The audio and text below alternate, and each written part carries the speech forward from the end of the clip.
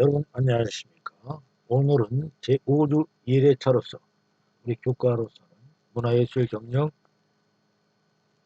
문화예술의 경영의 개념에 대한 것을 오늘 여러분들하고 같이 공부하도록 하겠습니다. 자, 문화예술 경영은요, 문화예술의 경영의 개념, 경영의 본질, 발전과 기능적 가치, 산업과의 관계, 문화예술을 위한 경영 전략선으로 알아보도록 하겠습니다. 자, 문화란 먼저 무엇인가 다시 한번 좀 상기해 보겠습니다. 문화는요, 뭐 땅속에서 갑자기 솟아나는 것도 아니고요. 진공 상태에서 태어난 것이 아니라 인간의 삶, 즉 인간의 삶이라고 하는 것은 우리 환경 속에서 형성되고 인간에게는 독특한 흔적을 남기고, 이 흔적이라는 것은요, 어떤 전통도 될 수 있을 것이고요. 어떤 문서도 될 수 있을 것이고요. 뭐 어떤 기억도 될 수 있을 것이고요. 여러 가지로 남는데, 즉 인간은 문화를 만들고 문화는 인간을 형성해서 나가는 것입니다. 그래서 인간과 문화는 뗄래야 뗄 수 없는 관계. 즉 인간이라고 하는 것은 문화를 통해서 자신과 사회를 바라보고 이해하기 때문에 인간이 창조한 모든 것들, 즉 유명의 모든 것들은요, 문화를 통해서 전승이 되고요. 또 그 안에서 개인과 사회의 정체성이 담겨져 있는 것입니다. 지난번 시간에 제가 여러분들한테 이런 이야기를 하였죠. 인간은 태어나서 사람의 목소리를 낼 수 있는 것이 자연이 될 수 있는 것 같죠? 절대 아닙니다. 인간은 인간 속에서, 문화 속에서 교육을 통해서 인간이 소리를 내는 것입니다. 인간이 조금 3, 4세 되면 두 발로 걷는다. 당연한 것 같죠? 아닙니다. 인간은 인간 속에서 문화를 통해서 전수되고 교육이 되기 때문에 그것이 가능한 것이지, 그렇지 않은 경우는 절대로 있을 수가 없는 일입니다. 자, 문화는 수세기에 걸쳐서 발달된 개념이죠. 그래서 관점과 시간, 공간에 따라 다르게 진행될 수가 있는 것입니다. 그래서요, 문화의 개념은 관점과 시간에 따라 얼마든지 다르게 정의될 수 있다고 하는데, 서 이러한 문제 때문에 문화는 정답 또는 오답이 문제가 아닙니다. 관점의 차이라고 하는 것이 가장 정당한 것입니다. 그 문화를 갖다가 틀리다고 하면 안 되죠. 다른 것은 시지만 틀린 것은 안 되는 것입니다. 따라서 문화의 대척점, 즉 반대되는 것에는 비문화가 있는 것이 아니라 자연입니다. 다시 또 한번 강조합니다. 자, 문화의 대척점에 있는 것은 비문화 아니라 자연이라는 것입니다. 그래서 이를 따른 인간의 행위를 모든 것에 자연의 대척점에 문화가 자리 있다 이것입니다. 일례를 한번 들어본다면요. 인간은 태어나는 생, 또 늙어가는 거, 병들어가는 거, 중력, 즉 생로병사는 자연이죠. 인간이 태어나서 자연적으로 나이를 들면서 늙어가게 되고요. 또 병들어 죽어가는 것은 이것을 전부 다 자연이라 할 수 있는데, 이를 대하는 인간의 행위는 문화라고 말할 수 있습니다. 물론 태어나는 것도, 아기가 태어났을 때 아기를 어떻게 받느냐는 것도요, 나라마다 그 문화에 따라 다 다른데요. 일단 죽음에 대해서 한번 생각해 봅니다. 자, 예를 든다면 죽음이 인간이 공통적으로 맞이하는, 죽음은 인간이 공통적으로 맞이하는 현상이지만 이를 대하는 장래죠. 인간의 행위와 의식, 즉 장래는 시대에 따라서, 사회에 따라서 다른 양상을 나타내고 있는데, 바로 이것이 문화라는 겁니다. 자, 장래는 매장이죠. 우리 한국 때 매장이잖아요. 딱히 너무 조작, 새에게 먹이를 주는 거예요. 이거는 특히 몽골 쪽에서 많이 있었고요. 화장, 태워서 없애는 거예요. 풍작, 바람에 날려보는 것이죠. 수장, 물속에 장군도 있고요. 수목장도 있고 여러 가지가 있습니다. 문화는, 장래 문화는 여러 가지가 있는데요. 바로 이것이, 어떤 것이 인간의 정신적, 물질적 행위로 변화되거나 창조된 결과물이 바로 문화라고 하는 것입니다. 즉 다시 말해 장래는 시대와 사회마다 다 다른 양상을 나타냈는데, 이것이 바로 문화적 양상이라는 것입니다. 그래서 여러분들이 보시는 바와 같이 죽음은 당연한 자연이었지만 문화는 인간이 시대와 상황에 따라서 달라졌다.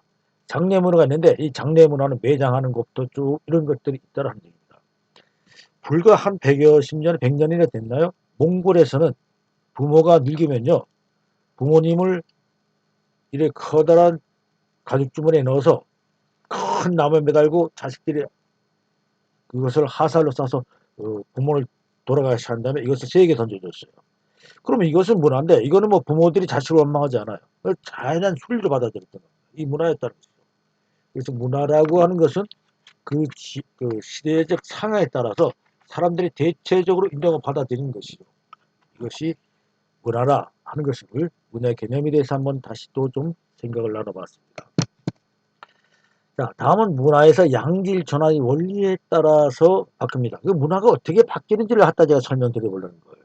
자, 소득에 따라서 취미활동이 변화되는데요. 즉 문화도 바뀐다는 얘기입니다.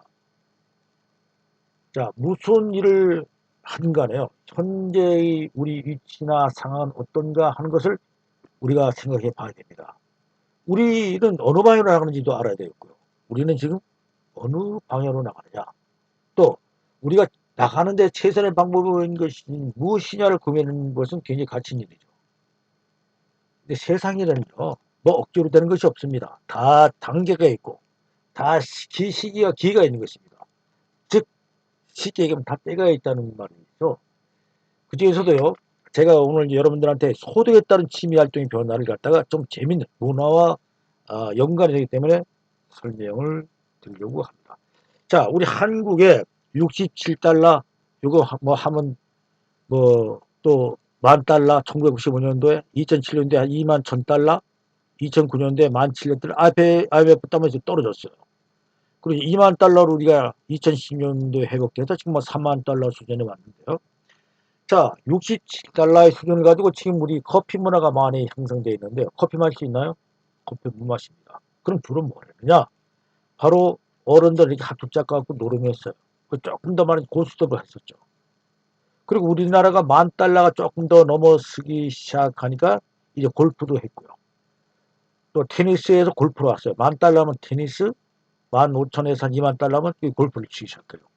그래 20,000달러에서 30,000달러 이렇게 오는데 30,000달러 순 되면은 이제 승마도 즐긴다고 그러죠. 그리고 40,000달러, 50,000달러 되면은 요트로 갑니다.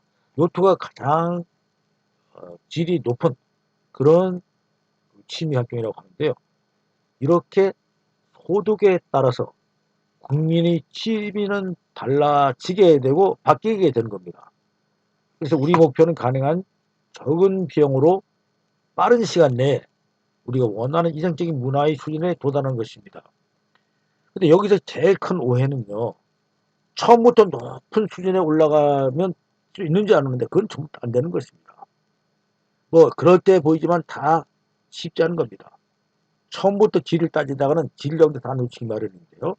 자, 제가 뭐 다녀온 지 얼마 안 되는데 중국에 우리 코로나19 오기 전에 바로 갔다 왔는데요.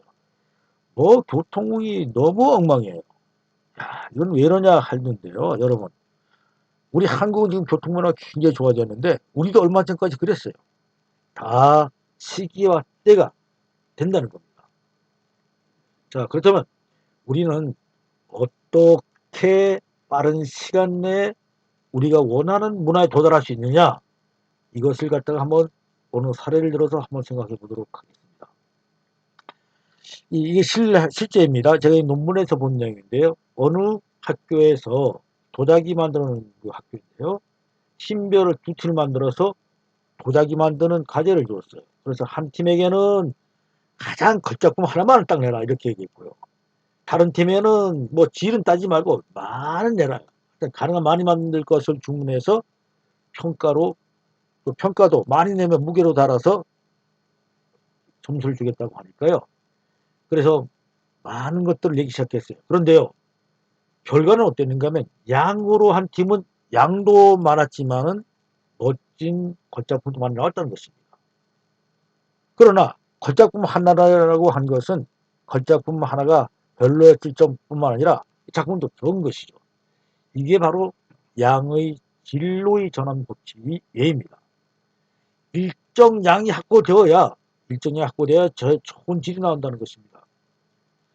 한 시대를 풍미했던 많은 문화의 거장들이 있습니다. 뭐 여기는 문화, 그다음에 음악, 미술, 뭐 체육도 마찬가지고 등등의 많은 거장들이 있었는데 이분들은 다 다자갈한 특징을 갖고 있는 것입니다. 많이 해봐야 한다는 거죠. 많이 하다 보면 허접스러운 작품도 나오겠지만 뛰어난 작품이 거기에는 나온다는 것입니다. 이것을 뒷받침하는 것이 바로 프라이팬 이론입니다. 프라이팬 이론인 것은요, 이제 우리가 프라이팬을 달궈서요, 거기다 계란 후라이를 만들 때 얘기를 한 거예요. 일단 프라이팬이 뜨거워지면 거기에 계란 프라이를 하는 것은 아주 시군적 먹기죠. 계란만 깨서 놓으면 바로바로 익혀서 프라이팬이 되는데, 그래서 얼마인지 만들 수 있어요. 그래서 프라이팬이 식으면 어떻습니까? 바짝 달기 전까지는 어떤 노력을 해도 계란 프라이가 만들어지지 않는 것입니다. 그래서요, 여러분, 글이라는 것도 그렇고요, 노래도 그렇고요, 미술도 그렇고요, 모든 일간의 활동이 그런 겁니다. 그래서 지금 우리 한국 사회는 지방자치단체별 불변한 문화활동을 많이 한다는 비판 소리 있는데요, 이거 필요합니다. 왜? 그래서 그것 속에서 긍정적인 측면도 있음을 기억할 수 있고요. 또 잘못된 것이 무엇인지도 알아서 시정해 나갈 수 있는 힘도 생기기 때문에 그렇습니다.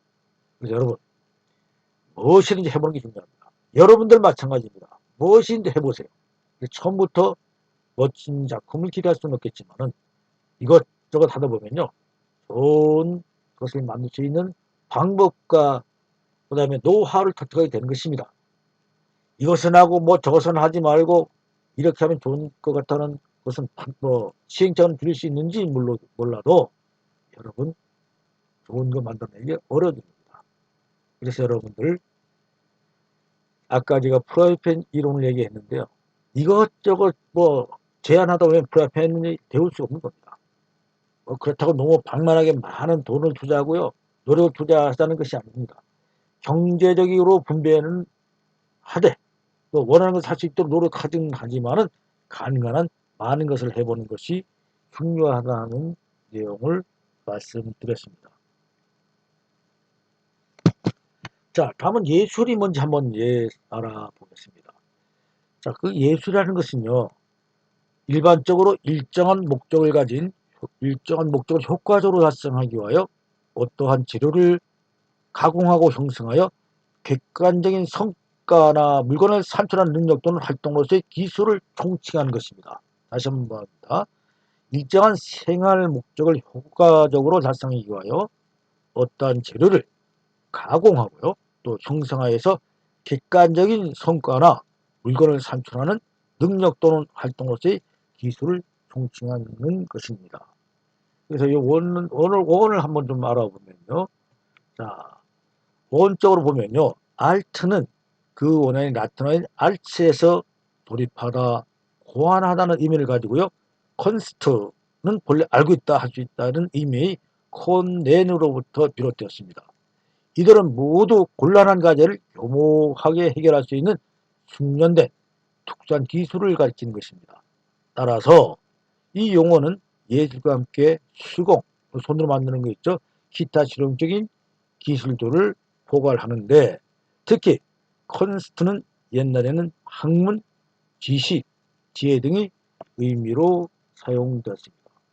또 여기서는 지금 이야기했지만 기술이라는 것도 있죠. 기술은 일반으로부터요, 예술을 그 특수한 성격에서 다른 여러 가지 기술과 구별하는 일이죠. 그래서 이런 역사적으로 또 시대적으로 내려옴에 따라서 우리에게 많은 자각이 되어 온 것이죠. 그래서 기원전 3세기 헬레니즘 시대에 와서야 겨우 단순히 손으로 하는 세공 일가는 다른 미술 관념이 생겨나는데, 이 구별은 아리스토텔레에게서 그 단서를 찾을 수 있습니다. 자, 아리스토텔레스는 2500년 전에 플라톤의 제자이죠. 그는 논리학을 갖다 만들었죠. 그는 소형의 측면으로부터 기술을 이분화해서 한쪽을 생활이 필요를 위한 기술이다라고 했고요.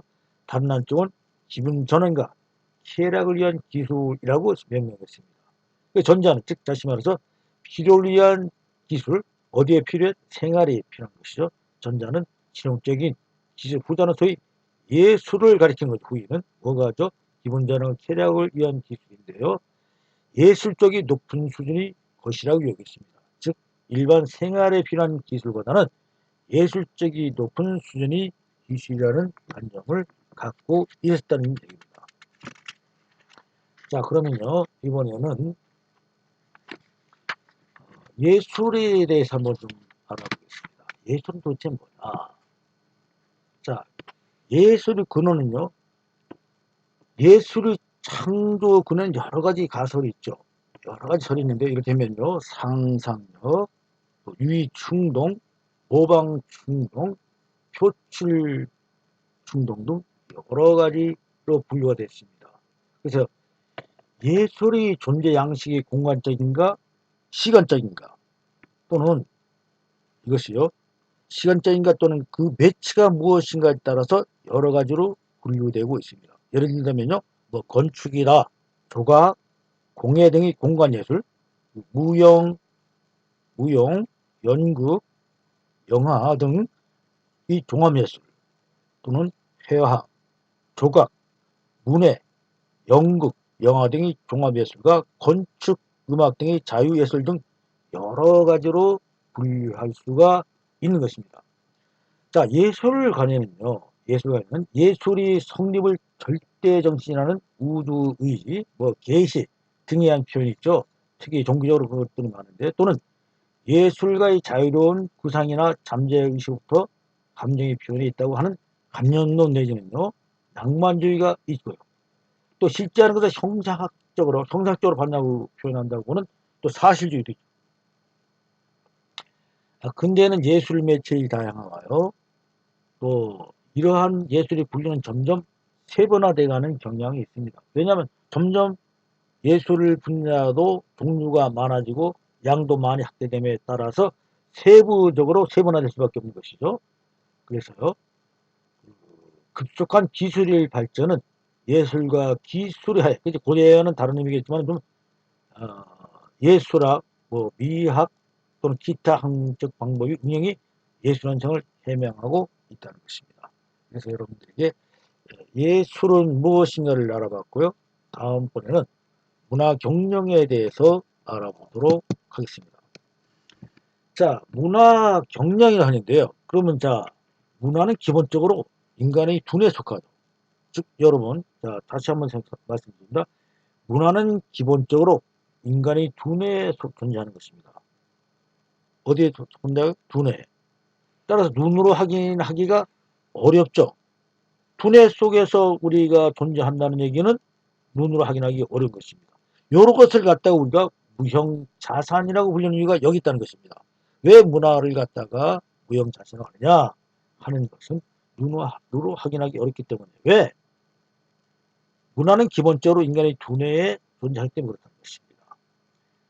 자, 경영을 주미로 하고 있는 기업의 측면에서 살펴보면요, 불과 얼마 안 돼, 몇십 년만 해도 기업의 핵심 자산은 돈과 설비 같은 유형적인 자산이었죠.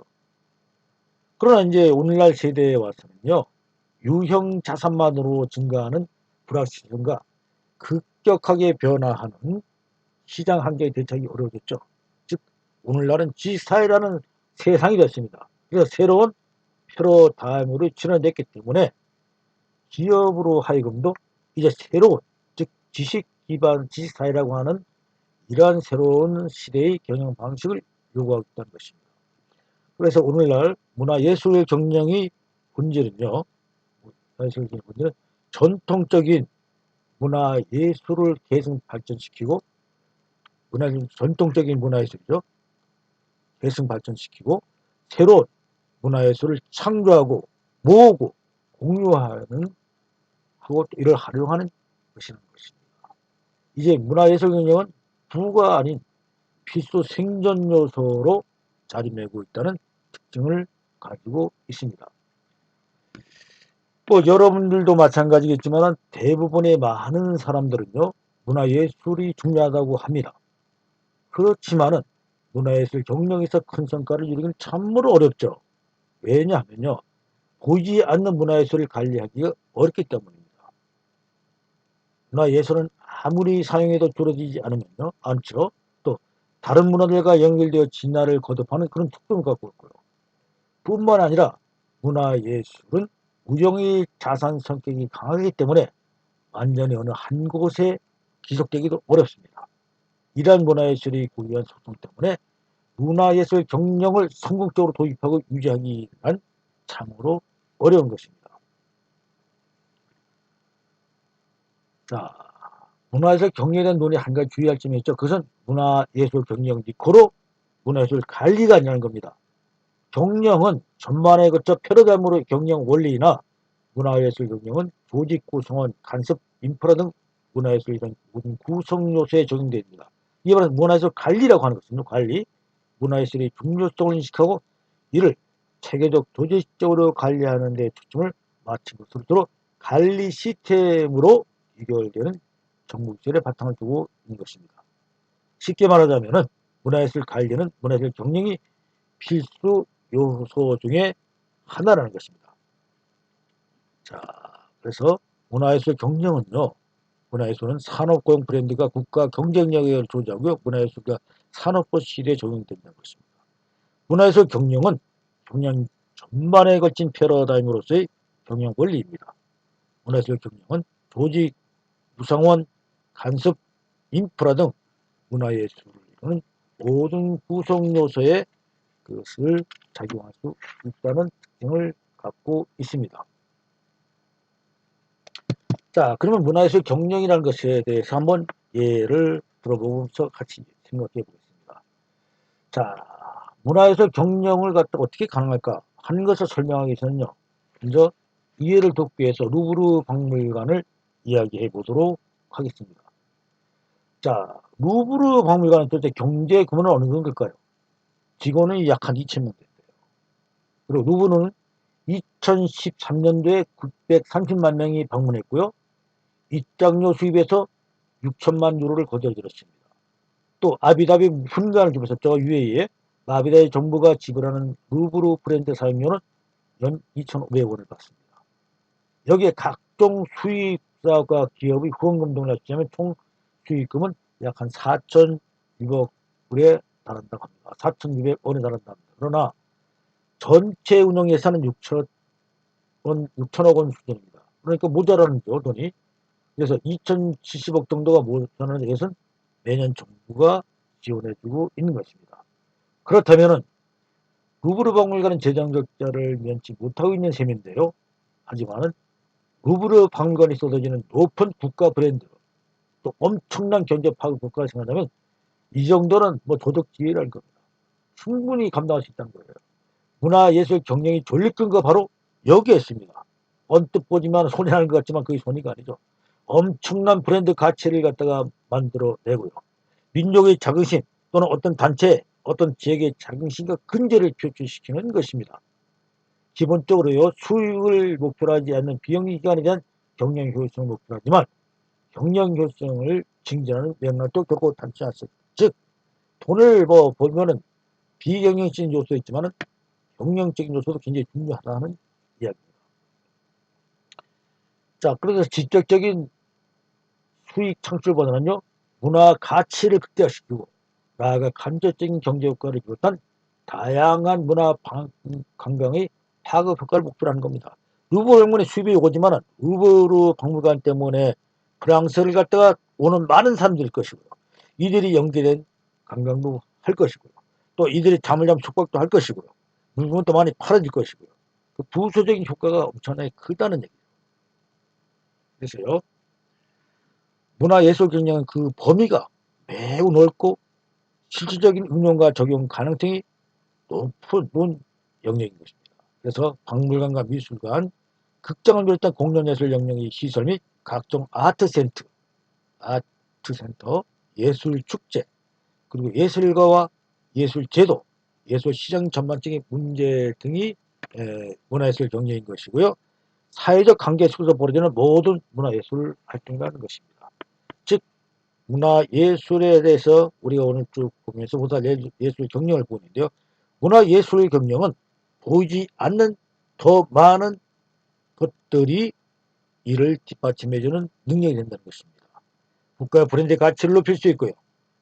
또 이를 통해서 어떤 부도 가치 불릴 수 있는 여러 가지가 되고 그 나라의 전통도 알릴 수 있는 기회가 된 것입니다. 자, 다음에는 이제 마지막으로 통합과 융합의 묘사할 예술 경영에 대해서 알아보겠습니다. 자, 문화 예술 경영, 문화 예술 경영 세 가지를 다른 카테고리 조합이 문화예술 경영은 실천 학문으로서 예술이 문화적 가치를 잃지 않으면서 수익성을 창출합니다. 뭐가 문화가 예술이 경영 이 세 가지가 다른 카테고리이지만 조합했을 때 그렇답니다. 자, 변하는 시대에 탄력적으로 반응하는 학문이 창조적인 접근을 꾸준히 유지할 수 있는 가능성을 내포가 있다. 그렇죠? 연대와 자유를 강조하는 22세기의 긍정적인 의미를 갖는다을 우리가 피력할 수 있고요. 예술이 갖는 스스로 찾는 힘이 이와 연계된 파생학문에서도 그 빛이 일치하는 정신이라는 것입니다.